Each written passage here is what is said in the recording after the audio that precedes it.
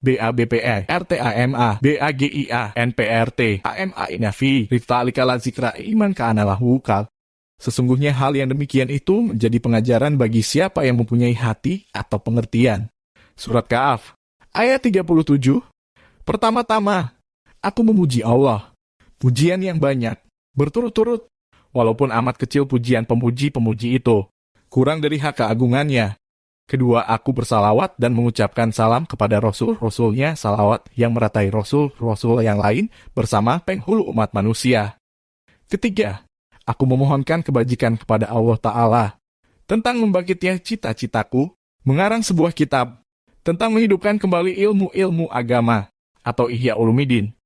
Keempat, aku menantang untuk memotong kesombonganmu, hai pencelah yang melampaui batas pada mencela, di antara golongan orang-orang yang ingkar, yang berlebih-lebihan mencaci dan melawan, di antara lapisan orang-orang yang melawan, yang lalai, maka sesungguhnya telah terlepas ikatan diam dari lidahku, telah dikalungkan pada leherku, tanggungan berkata-kata dan kalung mutiara bertutur kata, selama engkau berkekalan buta dari kebenaran yang nyata, serta berkepanjangan menolong yang batil, membaguskan kebodohan dan mengobarkan fitnah kepada orang, yang memilih mencabut diri sedikit dari adat kebiasaan orang banyak. Dan ia cenderung sedikit dari membiasakan diri mengikuti kebiasaan itu, kepada beramal dengan yang dikehendaki oleh ilmu, karena mengharap mencapai apa yang diajak oleh Allah Ta'ala beribadah kepadanya, yaitu membersihkan diri dan membaikkan hati, dan untuk memperoleh kembali sebagian apa yang telah dibuang-buangkannya, dari menyia-nyiakan umur, karena putus asa dari kesempurnaan memperoleh kembali dan menampalkannya, dan tersisi dari kumpulan orang yang dikatakan terhadap mereka oleh yang mempunyai syariat, rahmat Allah dan sejahteranya kepadanya. Asyadu nasi adzaban yaumal kiamati alimun lam yanfahulahu subhanahu biilmi. Artinya manusia yang sangat menderita azab pada hari kiamat ialah orang yang berilmu atau orang alim yang tidak diberi manfaat oleh Allah dengan ilmunya.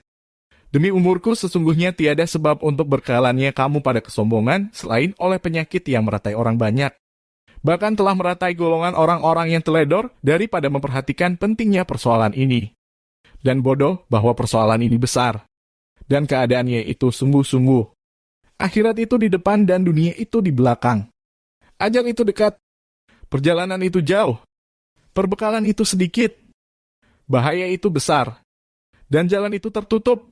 Selain keikhlasan karena wajah Allah dari ilmu dan amal adalah tertolak pada pihak pengecam yang dapat melihat. Berjalan ke jalan akhirat serta banyaknya tipu daya tanpa penunjuk dan teman adalah PA dan sukar. Maka penunjuk-penunjuk jalan itu ialah kaum ulama. Mereka adalah pewaris nabi-nabi. Telah kosonglah zaman dari mereka. Tidak ada yang tinggal kecuali orang-orang yang berbuat resmi-resmian. Kebanyakan telah digoda setan dan terjerumus ke dalam kesesatan. Masing-masing mereka telah tertarik kepada keuntungan yang dekat. Lalu memandang yang baik menjadi buruk dan yang buruk menjadi baik. Sehingga ilmu agama senantiasa terinjak-injak dan nur hidayah hilang, lenyap di segala pelosok bumi. Orang-orang itu berkhayal kepada orang banyak, bahwa ilmu pengetahuan itu tak lain dari fatwa pemerintah yang dipakai oleh para hakim, untuk menyelesaikan persengketaan ketika berkecamuk kesaliman. Atau ilmu pengetahuan itu ialah jidal, atau perdebatan yang diperalat oleh orang yang mencari kemegahan untuk memperoleh kemenangan dan keuntungan.